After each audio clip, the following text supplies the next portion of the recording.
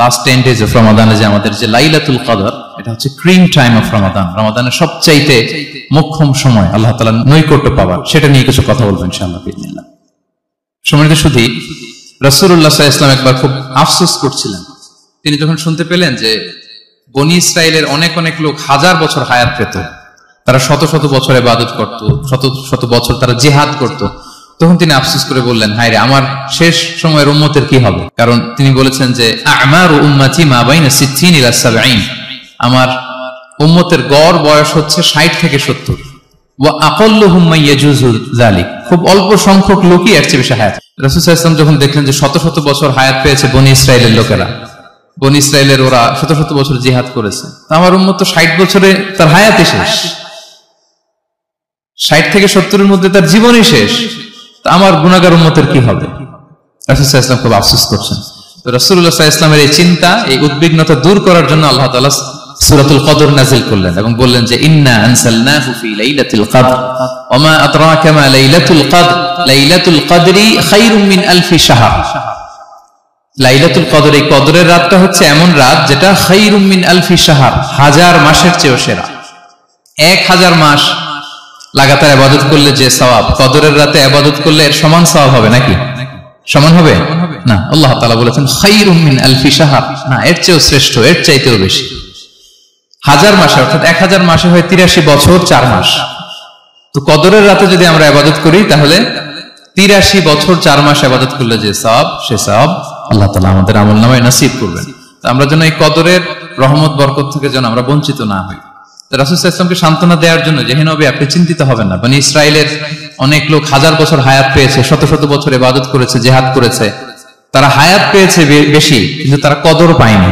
আর আপনার উম্মতকে আমি হায়াত দিয়েছি কম কিন্তু তাদেরকে কদর দিয়েছি। সুবহানাল্লাহ ওয়া বিহামদিহি, লাইলাতুল কদর দিয়েছি, যে কদরের রাত 1000 মাসের চেয়েও সেরা।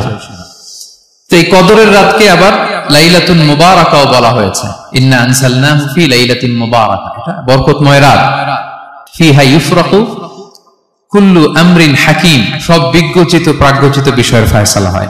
এটা বেসিক্যালি একটা বাজেট রাত বলা যায়। এ রাতে আগামী 1 বছরে আমাদের কি ঘটবে না ঘটবে আল্লাহ তাআলা এটার বাজেট করেন, এটাকে রিভাইজ করেন। সো এই রাতটা অনেক গুরুত্বপূর্ণ। তো এই কদরের রাত, এটা কবে? এটা স্পেসিফিক ছিল, মানে সুনির্দিষ্ট ছিল। রাসূল সাল্লাল্লাহু আলাইহি ওয়াসাল্লাম আমাদেরকে জানাতে চেয়েছিলেন কবে, কিন্তু রাসূল সাল্লাল্লাহু আলাইহি ওয়াসাল্লাম জানাতে পারেননি। সহিহ বুখারীতে এসেছে যে রাসূল সাল্লাল্লাহু আলাইহি ওয়াসাল্লাম খারাজান নবী সাল্লাল্লাহু আলাইহি ওয়াসাল্লাম লিয়ুখবিরানা বিলাইলাতিল কদর। উবাদা ইবনে সামিত রাদিয়াল্লাহু তাআলা আনহু বলেন, রাসূল সাল্লাল্লাহু আলাইহি ওয়াসাল্লাম আমাদেরকে জানাতে বের হয়েছিলেন যে কবে কদরের রাতটা। ফাতালাহা রাজুলান মিনাল মুসলিমিন, হঠাৎ মুসলমানদের মধ্যে থেকে 2 জন ঝগড়া লাগলো, তর্ক লাগলো আর কি। রাসূল সাল্লাল্লাহু আলাইহি ওয়াসাল্লাম হঠাৎ করে ওই ঝগড়ার দিকে খেয়াল করলেন, ওইদিকে খেয়াল করে ওই তারিখটার কথা তিনি ভুলে গেলেন। ফারুফিআত, রাসূল সাল্লাল্লাহু আলাইহি ওয়াসাল্লাম বললেন, আমার হৃদয় থেকে, অন্তঃকরণ থেকে এটাকে উঠিয়ে নেওয়া হবে। এখন আমি মনেই করতে পারছি না এটা কি 23 না 25 না 27 না 29, আমি মনে করতে পারছি না। এজন্য রাসূল সাল্লাল্লাহু আলাইহি ওয়াসাল্লাম বলেছেন যে তবে আমি এতটুকু মনে করতে পারছি, ফালতামিসুহা ফিল আশরিল আওয়াখিরি ফিল বিত্রি, রমাদানের শেষ দশকের বেজর রাত্রিগুলোতে তোমরা কদর তালাশ করো। বেজর রাতে যদি তোমরা কদর তালাশ করো তাহলে এই কদর সুনিশ্চিতভাবে তোমরা পাবে। তো এজন্য স্কলাররা সবসময় বলেন যে লাস্ট 10 days অফ রমাদান খুব গুরুত্বপূর্ণ, সবচেয়ে the cream time of Ramadan. I repeat, এটা রমাদানের একেবারে মাহেন্দ্রক্ষণ। এই 10 দিনের যে কোনো 10 রাতের যে কোনো রাত কদর হয়ে যেতে পারে, বিশেষ করে অড নাইটস গুলো 21, 23, 25, 27 এবং 29, যে কোনো দিন হয়ে যেতে পারে কদর। তো বুদ্ধিমানের কাজ হচ্ছে আমরা যেন রমাদানের শেষ 10 রাতে লাগাতার একইভাবে একই স্পিডে আমরা যেন ইবাদত করি। কোন রাতে বেশি করলাম, হয়তো 27 রাতে আমি খুব ভাব গাম্ভীর্য নিয়ে, খুব আবেগ নিয়ে ইবাদত করলাম, কিন্তু হয়ে যেতে পারে যে এবছর কদর ছিল 25 রাত, হতে পারে না? পারে। তো আমরা তো মিস করে ফেললাম। তো আমরা যেন মিস না করি, বুদ্ধিমানের কাজ হবে সমান তালে ইবাদত করা। এবং এটা এত গুরুত্বপূর্ণ, রাসূল সাল্লাল্লাহু আলাইহি ওয়াসাল্লাম এত এমফাসাইজ করে কোন রাতের কথা বলেনি।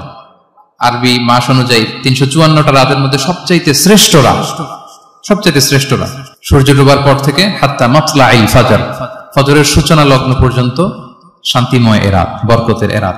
রাসূল সাল্লাল্লাহু আলাইহি ওয়াসাল্লাম বলেছেন, মান হুরিমা খায়রাহা ফাকাদ হুরিম, যে কদরের বরকত থেকে, খায়ের থেকে বঞ্চিত হলো সে আসলেই বঞ্চিত। হি ইজ দ্য লুজার, সে হতভাগা, সে পোড়া কপাল, সে বঞ্চিত। মান হুরিমা খায়রাহা ফাকাদ হুরিম, যে কদর পেল না সে হতভাগা। এখন আমরা কি হতভাগা হতে চাই? আমরা তো শুরুতে অনেক হোপফুল ছিলাম, এত এত ব্লেসিংস, এত এত বরকত, রহমতের ফলগু ধারায় আমরা প্লাবিত হচ্ছি রমাদানে। আমরা তো হতভাগা হতে চাই না।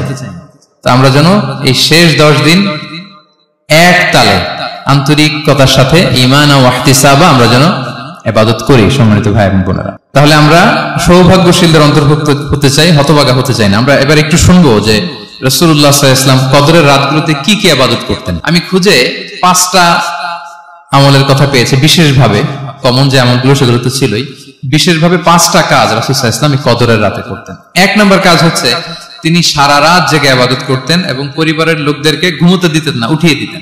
বছরের অন্য কোন সময়ে সারা রাত জেগে ইবাদত করার কোন নজির রাসূল সাল্লাল্লাহু আলাইহি ওয়াসাল্লামের জীবনে ছিল না। সব রাতে ঘুমাতেন। রাসূল সাল্লাল্লাহু আলাইহি ওয়াসাল্লামের দৈনন্দিন অভ্যাস ছিল তিনি এশার পরেই তাড়াতাড়ি ঘুমিয়ে পড়তেন আর মিড নাইটে উঠতেন। রাসূল সাল্লাল্লাহু আলাইহি ওয়াসাল্লামের কর্মদিবস শুরু হতো মিড নাইটে। আমাদের তো সকালে আরো অনেক পরে শুরু হয়। রাসূল সাল্লাল্লাহু আলাইহি ওয়াসাল্লামের কর্মদিবস শুরু হতো বেসিক্যালি মিড নাইটে। এশার পরে কথাবার্তা না বলে আগে ঘুমোতে যেতেন, মিড নাইটে উঠতেন, কিন্তু ঘুমাতেন। ঘুম ছাড়া রাত কাটাতেন না। সারা বছরের এটা ছিল যে এশার পর পরে ঘুমোতে যেতেন, except the last 10 days of Ramadan. রমাদানের শেষ 10 রাতে রাসূল সাল্লাল্লাহু আলাইহি ওয়াসাল্লাম ঘুমাতেন না। এই 10 দিনের ব্যাপারেই পাওয়া যায় সারা রাত জেগে তিনি ইবাদত করেন। আম্মা জান আয়েশা রাদিয়াল্লাহু তাআলা আনহা বলেন, ইযা দাখালাল আশরু আহিয়াল লাইলা ওয়া আইখাযা আহলা ওয়া জাদ্দা ওয়া শাদ্দাল মি'জার। রমাদানের শেষ দশক যখন আসতো রাসূল সাল্লাল্লাহু আলাইহি ওয়াসাল্লাম সারা রাত জেগে ইবাদত করতেন। পরিবারের সদস্যদেরকে জাগিয়ে তুলতেন, স্ত্রীদের ঘুমাতে দিতেন না, জাগিয়ে তুলতেন। ফাতেমা রাদিয়াল্লাহু তাআলা আনহার ঘর পাশেই ছিল, তাদেরকে যে জাগাতেন এবং নিজে সারা রাত ইবাদত করতেনই। জাদ্দা ওয়া শাদ্দাল মি'জার, খুবই বলিষ্ঠ ভাবে, খুব মজবুত ভাবে কোমরে গামছা বেঁধে নামার একটা এক্সপ্রেশন এখানে দেওয়া হয়েছে। মিজার, ইজহার মানে হচ্ছে বাংলা করলে হয় লুঙ্গি। লুঙ্গি আমরা যখন খুব শক্ত কোনো কাজ করতে যাই তখন তারা কি করে, খুব টাইট করে লুঙ্গিটা বাঁধে। তার মানে বোঝানো হচ্ছে রাসূল সাল্লাল্লাহু আলাইহি ওয়াসাল্লাম কোমরে ভালো করে লুঙ্গি বেঁধে বা গামছা বেঁধে আটগাট বেঁধে নামতেন শেষ 10 দিনের জন্য। এই সময় তিনি মানে কাউকে কেমন যেন চিনতেন না, সবসময় ইবাদতে মগ্ন থাকতেন। এটা আমরা করতে পারি যে শেষ 10 দিনে আমরা একটা স্পেশাল প্ল্যান করতে পারি যে আমরা আমাদের সর্বোচ্চটুকু উজাড় করে দিয়ে লাস্ট 10 days অফ রমাদানের এই বরকত আমরা হাসিল করব, এটা যেন আমাদের মিস না হয়। তাহলে এটা আমরা একটা পেলাম। 2 নম্বর হচ্ছে ইতিকাফ করা। রাসূলুল্লাহ সাল্লাল্লাহু আলাইহি ওয়াসাল্লাম রমাদানের শেষ 10 দিন ইতিকাফ করতেন। আমাদের আয়েশা রাদিয়াল্লাহু তাআলা আনহা বলেন, কানা ইয়াতাকিফুল আশরাল আওয়াখির মিন রমাদান। রমাদানের শেষ দশকে তিনি ইতিকাফ করতেন হাত্তা তাওয়াফাহুল্লাহ, ওনার ইন্তেকালের আগ পর্যন্ত এই অভ্যাসটাই তিনি জারি রেখেছেন। সুম্মা আতাকাফা আজওয়াজুহু মিন বা'দি, তারপরে ওনার স্ত্রীরা ইতিকাফ করেছেন। আরেক বর্ণনা এসেছে ইয়াতাকিফু কুল্লা রমাদান 10 আইয়াম, প্রতি রমাদানে তিনি 10 দিন ইতিকাফ করেছেন। কিন্তু যেই বছর তিনি ইন্তেকাল করবেন সে বছর তিনি 20 দিন ইতিকাফ করেছেন। প্রতি রমাদানে 10 দিন, আর যে বছর ইন্তেকাল করবেন সে বছর কয় দিন? 20 দিন তিনি ইতিকাফ করেছিলেন মসজিদে নববীতে। তাহলে আমরা এই রমাদানের শেষ দশকে এটা করতে পারি। 2 নম্বর পয়েন্ট হচ্ছে ইতিকাফ করা। যারা আমরা করিনি তারা আমরা ইতিকাফ করতে পারি। আমরা যেন ইতিকাফ করার চেষ্টা করি। ইতিকাফ করতে না পারলে শেষ দশকের রাতগুলো যেন মসজিদে কাটানোর চেষ্টা করি, তা না পারলেও বাসায় যেন এই রাতগুলো আমরা মিস না করি। 3 নম্বর হচ্ছে রাসূল সাল্লাল্লাহু আলাইহি ওয়াসাল্লাম এবং জিবরাইল আলাইহিস সালাম যৌথভাবে কোরআন রিভিশন করতেন। খুব ইন্টারেস্টিং।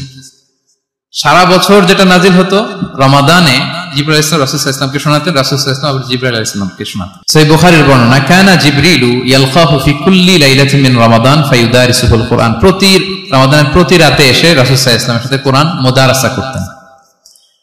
সহিহ মুসলিমের বর্ণনায়, আন্না জিবরিল কানা ইউআরিদুহু বিল কুরআন কুল্লা আমিন মাররা, প্রতি বছর রমাদানে একবার শোনাতেন বা শুনিয়েছেন। যে বছর তিনি ইন্তেকাল করবেন তিনি 2 বার শুনিয়েছিলেন।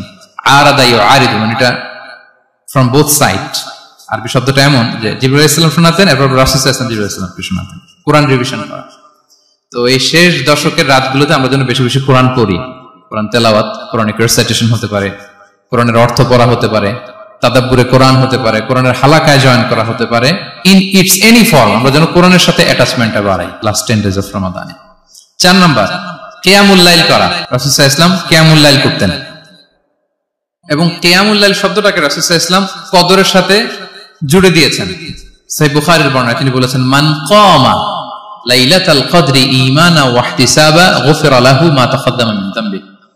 কদরের রাতে যে কিয়ামুল লাইল করে বিশ্বাস নিয়ে এবং নাজাতের প্রত্যাশা নিয়ে তার পূর্বের সমস্ত গুনাহ আল্লাহ তাআলা ক্ষমা করে দিবেন। তাহলে কিয়ামুল লাইলটা রাসূল সাল্লাল্লাহু আলাইহি ওয়াসাল্লাম বিশেষভাবে কদরের রাতের সাথে সম্পৃক্ত করেছেন। আমরা যেন প্রতি রাতে কিয়ামুল লাইল করি, লম্বা সময় যেন দাঁড়িয়ে থাকি, লম্বা সময় কোরআনিক রিসাইটেশন করি দাঁড়িয়ে থেকে, লম্বা সময় রুকু, লম্বা সময় সিজদা, স্পেশালি সিজদা। আখরাবু মা ইয়াকুনুল আবদু মির রাব্বিহি ওয়া হুয়া সাজিদ ফাআকসিরু ফিহি দুআ। বান্দা যখন সিজদায় থাকে আল্লাহ সবচেয়ে কাছে থাকে। তো আমরা তো আল্লাহর সবচেয়ে কাছে যেতে চাই এই ক্রিম টাইমটাতে, কি বলেন? আমরা যেন লম্বা সময় সিজদাতে থাকি। কিন্তু আমাদের অনেকের যেটা হয়, নামাজে তাড়াহুড়ো, অনেকের সব ব্যস্ততা যখন নামাজে দাঁড়াই এরকম হয়ে যায়। রাসূল সাল্লাল্লাহু আলাইহি ওয়াসাল্লামের সালাত যদি আমরা খেয়াল করি, বিশেষ করে কিয়ামুল লাইলে এত যে সুন্দর ছিল, আম্মা জান আয়েশা রাদিয়াল্লাহু তাআলা আনহাকে জিজ্ঞেস করা হয়েছিল যে, হে আম্মা জান, রাসূল সাল্লাল্লাহু আলাইহি ওয়াসাল্লামের কিয়ামুল লাইল কেমন ছিল, কিভাবে কিয়ামুল লাইল করতেন? আম্মা জান আয়েশা, দেখেন ওনার এক্সপ্রেশনটা কত সুন্দর। তিনি বলেছেন, ফালা তাসআল আন হুসনিহিন্না ওয়া তুলিহিন্না। রাসূল সাল্লাল্লাহু আলাইহি ওয়াসাল্লামের কিয়াম যে কত সুন্দর ছিল, কত লম্বা ছিল, আমায় জিজ্ঞেস করো না, আমি বলতে পারবো না। আমরা অনেক সময় যখন খুব বেশি চমৎকার কিছু হয় তো আমরা কি বলি, ভাই এত সুন্দর ছিল, আমি বোঝাতে পারবো না। এরকম বলি না যে এত অসাধারণ, আমি বলে বোঝাতে পারবো না? বাংলাতেও কিন্তু আমরা বলি এত চমৎকার, বলে বোঝাতে পারবো না, শব্দের গুণনে, ভাষার গুণনে আমি ফুটিয়ে তুলতে পারবো না। আম্মা জান আয়েশা এটাই বলেছিলেন, ফালা তাসআল আন হুসনিহিন্না ওয়া তুলিহিন্না। রাসূল সাল্লাল্লাহু আলাইহি ওয়াসাল্লামের রাতের নামাজ কিয়ামুল লাইল যে কত সুন্দর ছিল, কত দীর্ঘ ছিল, লম্বা ছিল, আমায় জিজ্ঞেস করো না, আমি বলে বোঝাতে পারবো না। সুবহানাল্লাহ ওয়া বিহামদিহি। আমরা যেন লম্বা সময় কিয়ামুল লাইল করি। আম্মা জান আয়েশা রাদিয়াল্লাহু তাআলা আনহা আরো বলেন, কানা ইয়াকুমু মিনাল লাইলি হাত্তা তাতাফাত্তারা কদামা। এত দীর্ঘ সময় দাঁড়িয়ে থাকতেন, থাকতে থাকতে ওনার পা ফুলে যেত, পা দুটো ফুলে যেত। আপনিও দীর্ঘ সময় দাঁড়িয়ে দেখেন যে পায়ে ঝিম ধরে যাবে, পা ফুলে যাবে, এটা করতেন রাসূল সাল্লাল্লাহু আলাইহি ওয়াসাল্লাম। তো আম্মা জান আয়েশা বলেন, ইয়া রাসূলুল্লাহ লিমা তাসনাউ হাযা ওয়া কদ গুফিরা লাকা মা তাকদ্দামা মিন যামবিকা ওয়া মা তাআখার। আপনি এত কষ্ট কেন সহ্য করেন নিজের দেহের উপরে? আপনার তো আগের পরের সব গুনাহই মাফ। আদত তো রাসূল সাল্লাল্লাহু আলাইহি ওয়াসাল্লাম গুনাহই নেই, তিনি নিষ্পাপ। এত কষ্ট কেন করেন? আপনার আগের পরের সবই তো মাফ করে দেয়া হয়েছে, কেন করেন? রাসূল সাল্লাল্লাহু আলাইহি ওয়াসাল্লাম উত্তর করেছেন, আফালা উহিব্বু আন আকুনা আবদান শাকুরা। আয়েশা, আমি কি শুকরগুজার বান্দা হতে পছন্দ করব না? আল্লাহ তাআলা আমাকে তার রহম এবং করমে সব মাফ করে দিয়েছেন, কিন্তু আমি কি শুকরগুজার হব না? আমি কি আমার রোলটা প্লে করব না? আমি কি নিজেকে সঁপে দেব না আল্লাহ তাআলার কাছে জায়নামাজে? তো এটা ছিল সংক্ষেপে রাসূল সাল্লাল্লাহু আলাইহি ওয়াসাল্লামের কিয়ামুল লাইলের ধরন। এভাবে তিনি দীর্ঘ সময় কিয়ামুল লাইল করতেন। আমরা যেন এটা করি। 5 নম্বরে রাসূল সাল্লাল্লাহু আলাইহি ওয়াসাল্লাম দোয়া করতেন। এই কদরের রাতগুলোতে খুব বেশি বেশি দোয়া করতেন। দোয়া হতে হবে খুব আন্তরিক দোয়া, রোবোটিক দোয়া যেন না হয়। আপনার আবেগ, ভালোবাসা, মনের মাধুরী মিশিয়ে, চোখের পানি মিশিয়ে, অশ্রু সিক্ত করে এই দোয়াটা করতে হবে, তাহলে সে দোয়া আল্লাহর কাছে কবুল হবে। আমরা যেন আমাদের ভাব, আবেগ সব ঢেলে দিতে পারি আমাদের দোয়াতে, আমাদের সিজদায়, আমাদের কিয়ামুল লাইলে। এবং যে কোনো ভাষায় কোরআনিক দোয়াগুলো রেকমেন্ডেড, হাদিসের মাসুরগুলো রেকমেন্ডেড। তাছাড়া আপনার নিজের ভাষায় আপনার কি চাওয়া, আপনার কি আকাঙ্ক্ষা, আপনার মনের কষ্ট, যাতনা সবকিছু আপনি আল্লাহ তাআলার কাছে পেশ করুন। এবং আম্মা জান আয়েশা জিজ্ঞেস করেছিলেন, ইয়া রাসূলুল্লাহ, আমি যদি কদর পেয়ে যাই আমি কি বলবো এ রাতে? মা আদউ, কি দোয়া করব? রাসূল সাল্লাল্লাহু আলাইহি ওয়াসাল্লাম বললেন, তাকুলিন, আয়েশা তুমি বলবে, আল্লাহুম্মা ইন্নাকা আফুন তুহিব্বুল আফওয়া ফাআফু আন্নী। আয়েশা তুমি যদি কদরের রাত পেয়ে যাও এটা বলবে, হে আল্লাহ আপনি ক্ষমাশীল, আল্লাহ আপনি ক্ষমাকে পছন্দ করেন, আল্লাহ তাই আপনি আমায় ক্ষমা করেন। হে আল্লাহ আপনি ক্ষমাশীল, আপনি ক্ষমাকে পছন্দ করেন, আল্লাহ আপনি আমাকে ক্ষমা করেন। এই দোয়াটা আমরা যেন বেশি বেশি করি। আমার সাথে সাথে সবাই একটু পড়ুন মেহেরবানি করে। আল্লাহুম্মা ইন্নাকা আফুন তুহিব্বুল আফওয়া ফাআফু আন্নী। আল্লাহুম্মা ইন্নাকা আফুন তুহিব্বুল আফওয়া ফাআফু আন্নী। হে আল্লাহ আপনি ক্ষমাশীল, আপনি ক্ষমা করাকে পছন্দ করেন, আল্লাহ আমাকে ক্ষমা করেন। আমরা আমাদের নিজেদের ভাষায় অনেক দোয়া করতে পারবো, কিন্তু রাসূল সাল্লাল্লাহু আলাইহি ওয়াসাল্লামের শেখানো দোয়াগুলো এটা হচ্ছে মানে very precise in wording but comprehensive in meaning. এটার অর্থ, এটার আবেদন অনেক বেশি। আমি অনেক 10টা-20টা বাক্য বলে এত সুন্দর কথা মিলাতে পারবো না। রাসূল সাল্লাল্লাহু আলাইহি ওয়াসাল্লাম যেটা শিখিয়ে দিয়েছেন, আগে আল্লাহর প্রশংসা করলাম, আল্লাহ আপনি ক্ষমাশীল, আবারও প্রশংসা, আল্লাহ আপনি তো ক্ষমা করাকে পছন্দ করেন। যেটা আপনি পছন্দ করেন না ওইটা তো চাচ্ছেন না, যেটা আপনার পছন্দ, যেটা আপনি করতে ভালোবাসেন, গাফিরিজ যামবি ওয়া কাবিলিত তাওব, আপনি ক্ষমা করাকে পছন্দ করেন, তওবা কবুলকে আপনি পছন্দ করেন, তো সেটাই তো চাচ্ছি আপনার কাছে, আপনি আমার তওবা কবুল করুন, আল্লাহ আপনি আমাকে ক্ষমা করুন। এই দোয়াটা প্রত্যেক রাতে যেন আমরা বেশি বেশি করি। সম্মানিত সুধী, আমাদের ইবাদতের যে ধারাবাহিকতা, এই গতিটাকে আরেকটু গিয়ার আপ করা, আরেকটু পুশ করা নিজেকে। আর একটু এক্সট্রা ড্রাইভ দেওয়া এই শেষ মুহূর্তে। এবং এই রমাদানে আমরা যা শিখলাম, যেটা করলাম, এটার ইম্প্যাক্ট যেন রমাদানের পরেও আমাদের মধ্যে থাকে। আমাদের অনেকের এটা হয় যে রমাদানে আবেগে অনেক আলোচনা শুনে, ক্ষমার মাস এটা জেনে এত আবাদত, রমাদান নাই আবাদত নাই, এরকম হয়ে যায়। এটা যেন না হয়, বরং এটার একটা পরশ যেন আমাদের হোল দ্য ইয়ার লং থাকে। আরব শায়েখরা বলেন যে কুন রব্বানি লা তাকুন রমাদানি, রব্বানি হও, রমাদানি হও না। মানে রমাদান আসছে, তুমি রমাদান কেন্দ্রিক ইবাদত নিয়ে অনেক উচ্ছ্বাস, কিন্তু রমাদান শেষ ইবাদত শেষ, এমনটা যেন না। রমাদানের পরেও সে মেহেরবান আল্লাহ তাআলা কিন্তু আমাদের জন্য আছেন। তিনি প্রতি রাতে শেষ রাতে নেমে আসেন, এসে ডাকতে থাকেন, কার ক্ষমা লাগবে ক্ষমা চাও, ক্ষমা করবো। কে বিপদে পড়েছ বলো, আমি উদ্ধার করব। তো তিনি আরশের উপর থেকে প্রথম আসমানে নেমে আসলেন দেওয়ার জন্য। আমি ঘুম থেকে জাগতে পারলাম না, নেয়ার জন্য। এটা হইল প্রাইম মিনিস্টার আনোয়ার ইব্রাহিম আমাকে একটা অ্যাওয়ার্ড দিবে, লেটস সে হোটেল ইন্টারকন্টিনেন্টাল, উনি এসে বসে আছে, বাট আমি যেতে পারিনি। এটা হয় না। আল্লাহ তাআলা প্রতি রাতে শেষ রাতে এসে বলেন কার কি লাগবে, তিনি নেমে আসেন বা বিশেষ মনোনিবেশ করেন প্রথম আসমানে এসে। কিন্তু আমরা যে নিব সেই সময়টুকু আমাদের হয় না। আমরা এতটা গাফেল যেন না হই, আমরা যেন একটু পুশ করি। বড় কিছু পেতে হলে নিজেকে পুশ করতে হয়, এক্সট্রা একটা ড্রাইভ দিতে হয়। সম্মানিত শুধু 17টা দিন কি করলাম একটু রিভাইজ করি, যোগ বিয়োগ করি নিজের সাথে নিজে, যে প্ল্যানটা নিয়ে রমাদান শুরু করলাম ওইরকম কিয়ামুল লাইল করতে পারলাম কিনা, ওইরকম চ্যারিটি করতে পারলাম কিনা, রেসাইটেশন করতে পারলাম কিনা, একটু যেন নিজের সাথে নিজে বোঝাপড়া করি, একটু যেন রিভাইজ করি এবং নিজেকে যেন একটু পুশ করি। রমাদান কিন্তু আমাদেরকে আশা দেখায়। আমরা যখন রমাদানের বিভিন্ন রহমত বরকতের বর্ণনাগুলো শুনি, আমরা প্রত্যেকে আশাবাদী হয়ে উঠি। এবং বিশ্বাসীদের একটা বৈশিষ্ট্য হচ্ছে সবসময় আশাবাদী হওয়া, হোপলেস না হওয়া। আল্লাহ তাআলা সূরা ইউসুফে বলছেন লা তাইয়াসু মির রাহিল্লাহ ইন্নাহু লা ইয়াইয়াসু মির রাহিল্লাহি ইল্লাল কওমুল কাফিরুন। তোমরা আল্লাহর রহমত থেকে নিরাশ হয়ে যাও না, তোমরা হোপলেস হয়ে যাও না। আল্লাহর রহমত থেকে নিরাশ শুধু তারাই হয় যারা অবিশ্বাসী, যারা কাফির। সো বিশ্বাসীরা সবসময় আশাবাদী থাকে।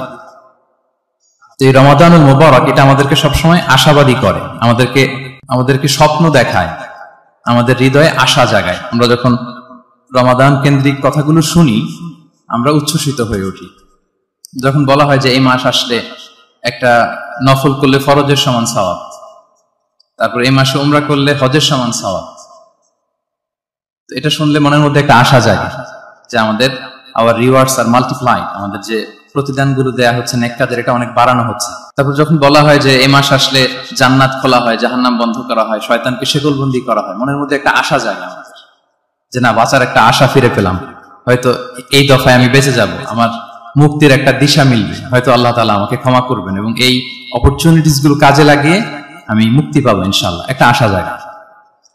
এরপর যখন আমরা শুনি যে প্রতি রাতে একজন ফেরেশতা ডাকতে থাকে ইয়া বাগিয়াল খাইরি আকবিল ইয়া বাগিয়াশ শাররি আকসির, হে কল্যাণের পথের যাত্রী প্রসিড, আরো সামনে যাও, আরো নেক কাজ করতে থাকে।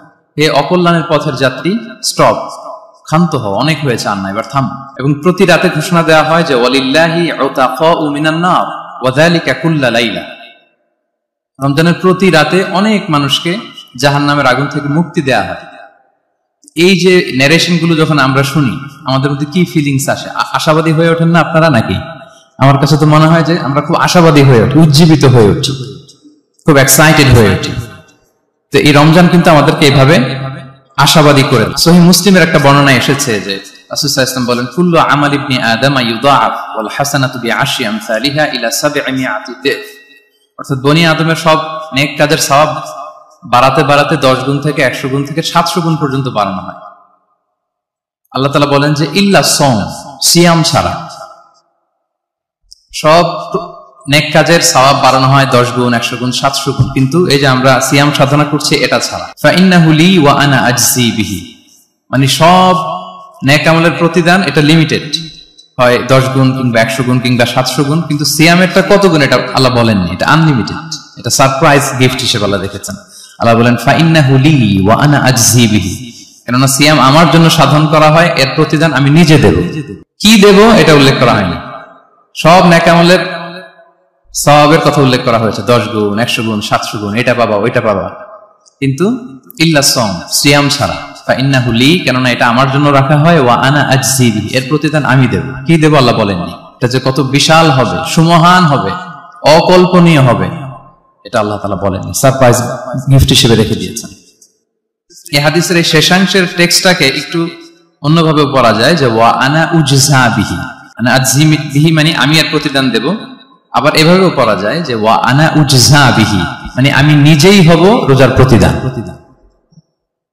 সব কাজ করে তারা এটা পাবে, এই নিয়ামত পাবে, জান্নাত পাবে, কিন্তু রোজার মাধ্যমে তারা আমাকে পাবে, যেহেতু আমার জন্য রাখা হয় তারা আমাকে পাবে। এবং জান্নাতের সবচাইতে বড় নিয়ামত কিন্তু এটা।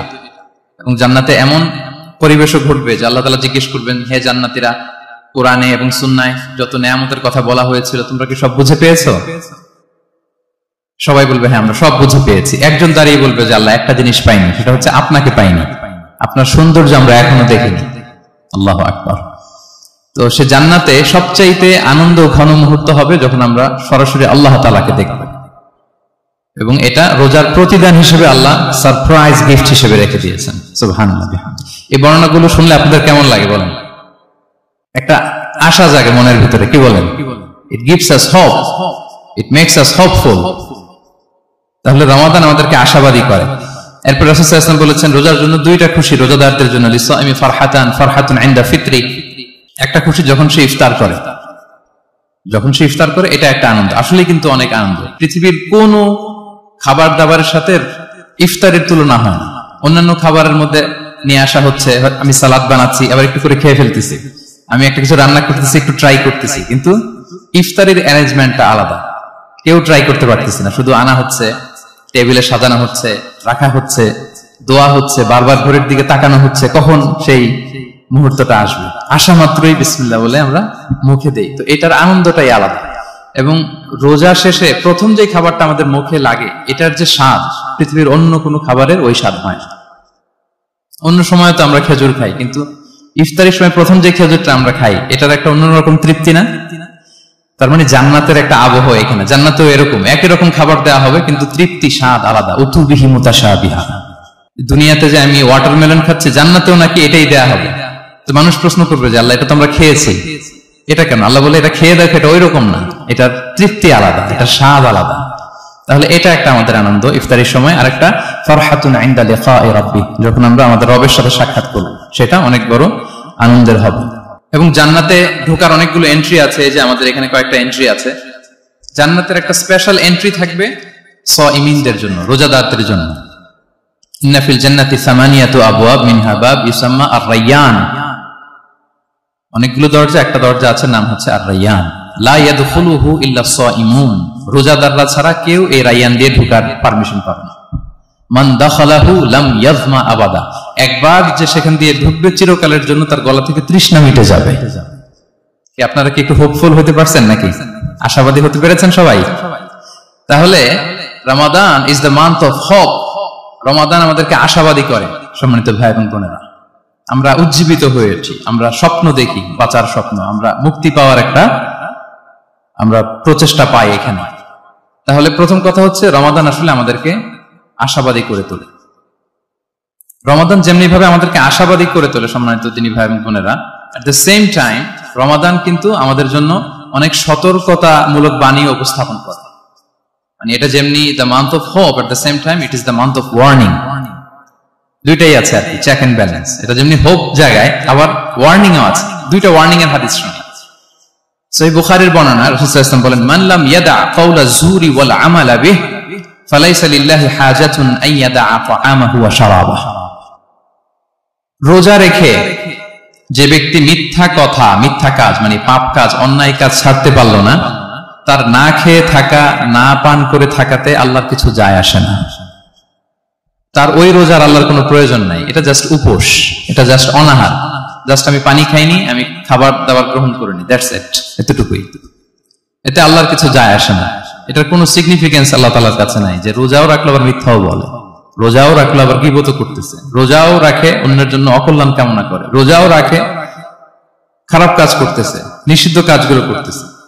তাহলে এই রোজা রাখা না রাখা সমান, এই রোজায় কোনো ফায়দা নাই। একটা ওয়ার্নিং পাওয়া গেছে না এখানে? ওয়ার্নিং, রোজা রেখে সাবধান, কোনো পাপ কাজের সাথে জড়ানো যাবে না। আরেকটা ভয়ঙ্কর ওয়ার্নিং, যেটা বেসিকলি রাসূল সাল্লাল্লাহু আলাইহি ওয়াসাল্লামের পক্ষ থেকে গভীর হুঁশিয়ারি এবং বদদোয়া, বেসিকলি খুবই ভয়ঙ্কর এই বর্ণনাটা। মুসনাদে বাজ্জারে হাদিসটা এসেছে, হাদিসটি হাসান পর্যায়ের হাদিস। জাবির ইবনে সামুরা রাদিয়াল্লাহু তাআলা আনহু বলেন, সাইদান নবী সাল্লাল্লাহু আলাইহি ওয়াসাল্লাম আল মিম্বার, রাসূল সাল্লাল্লাহু আলাইহি ওয়াসাল্লাম মসজিদে নববীর মিম্বারে আরোহণ করলেন। ফাকালা আমিন আমিন আমিন, তিনবার তিনি আমিন বললেন, আমিন আমিন আমিন। ফালাম্মা নাযালা সুইলা আন যালিক, যখন নেমে আসলেন জিজ্ঞেস করা হলো, রাসূল সাল্লাল্লাহু আলাইহি ওয়াসাল্লাম আপনি আমিন আমিন আমিন বললেন, এমন তো করতে দেখি না কখনো, কেন বললেন? ফাকালা, রাসূল সাল্লাল্লাহু আলাইহি ওয়াসাল্লাম বললেন, আতানি জিবরিল, জিবরাইল একটু আগে আমার কাছে এসেছে। ওয়াকাল, এবং বলেছে, রহিমা আনফুমরিইন আদরাকা রমাদানা ফালাম ইউগফার লাহ, ওই ব্যক্তির ধ্বংস হোক যে রমাদান পেল কিন্তু নিজের জীবনের গুনাহ ক্ষমা করাতে পারল না। কুল আমিন, আমাকে আমিন বলতে বলা হলো। ফাকুলতু আমিন, আমি বললাম আমিন। রহিমা আনফুমরিইন যুকিরতা ইনদাহু ফালাম ইউসাল্লি আলাইক, যার সামনে হে নবী আপনার নাম উচ্চারণ করা হলো কিন্তু সে আপনার উপর দুরূদ পড়ল না, তার ধ্বংস। আমি বললাম আমিন। রহিমা আনফু রাজুলিন আদরাকা ওয়ালিদাইহি আও আহাদাহুমা ফালাম ইউগফার লাহ, যে ব্যক্তি তার পিতামাতা উভয়কে পেল কিংবা দুজনের একজনকে পেল কিন্তু তাদের সেবা শুশ্রূষা, তাদের প্রতি ইহসান করে, তাদের খেদমত করে সে ক্ষমা পেল না, আল্লাহর পক্ষ থেকে ক্ষমা অর্জন করতে পারলো না, তার জন্য ধ্বংস। আমি বললাম আমিন। সম্মানিত সুধী, রাসূল সাল্লাল্লাহু আলাইহি ওয়াসাল্লামের পক্ষ থেকে বদদোয়া, হুঁশিয়ারি এবং তাদের ধ্বংসের জন্য রাসূল সাল্লাল্লাহু আলাইহি ওয়াসাল্লাম আমিন বলেছেন। কে আমিন বলেছেন বলেন তো সবাই? কে বলেছেন? স্বয়ং রাসূলুল্লাহ সাল্লাল্লাহু আলাইহি ওয়াসাল্লাম বলেছেন আমিন। রগিমা আনফুমরিইন আদরাকা রমাদানা ফালাম ইউগফার লাহ, ওই ব্যক্তির ধ্বংস যে রমাদান পেল কিন্তু নিজের গুনাহ ক্ষমা করাতে পারল না। এবার কি একটু ভয় লাগতেছে? এতক্ষণ তো খুব হোপফুল ছিলাম আমরা, এখন কেমন মনে হচ্ছে আপনাদের বলেন? রমাদান পেলাম কিন্তু মুক্তি নিশ্চিত করতে পারলাম না, ক্ষমাপ্রাপ্ত বান্দাদের যে লিস্ট ওখানে নিজের নাম তুলতে পারলাম না, তাদের জন্য ধ্বংস। এবং এই বদদোয়া করে স্বয়ং রাসূলুল্লাহ সাল্লাল্লাহু আলাইহি ওয়াসাল্লাম বলেছেন আমিন। এই দোয়া তো সুনিশ্চিতভাবে আল্লাহ তাআলার কাছে কবুল। এই ব্যাপারটা কিন্তু খুবই ভয়ঙ্কর। It's a reminder for me and for all of you. আমরা যেন আমাদের প্রত্যেক কাজের মধ্য দিয়ে রমাদানে এটা ভাবি যে আমি ক্ষমাপ্রাপ্ত বান্দাদের অন্তর্ভুক্ত হতে পারলাম কিনা, এই রমাদানে ইবাদতের মধ্য দিয়ে আমি আল্লাহর ক্ষমা, মুক্তি, জাহান্নাম থেকে মুক্তি নিশ্চিত করতে পারলাম কিনা, এটা কিন্তু আমাদেরকে বারবার খেয়াল রাখতে হবে। তাই রমাদান যেমনি আমাদেরকে হোপফুল বানায়, আশা দেখায়, সম্ভাবনার মাস, আশা জাগা নিয়ে মাস, at the same time this is the month of warning. এটা কিন্তু সতর্কতার মাস, সতর্কতা বাণী প্রদান করেছেন বিষ্ণু ইসলাম। রমাদান পেয়ে যারা ক্ষমা পেল না তাদের জন্য ধ্বংস। আল্লাহ তাআলা যেন আমাদেরকে ওই কাতারে না ফেলে। আল্লাহুম্মা জাআলনা